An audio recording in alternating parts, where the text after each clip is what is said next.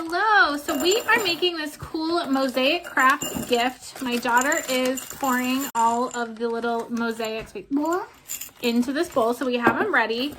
The directions are very self-explanatory. So the first step that you do is you take the glue and you just spread it around.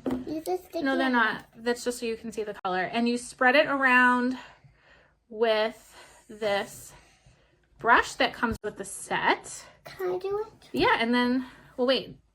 And so we can start putting the, and then you just start placing, good job. Okay. Then you start placing the little tiles a little bit far apart. I want to do a pat of blue, red. And then you keep going, and we'll come back and show you the next step. All right, my helper left me, but I'm all done.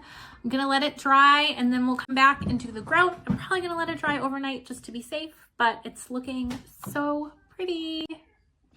All right, I'm back with our grout mixture and our ready to be grouted candle holder. I will say that it didn't say how much water to add to the grout, so I just kind of waited till it seemed like a good consistency, and then you're gonna fill in all the gaps like so, and then we'll come back and we'll clean it out after I'm done with this.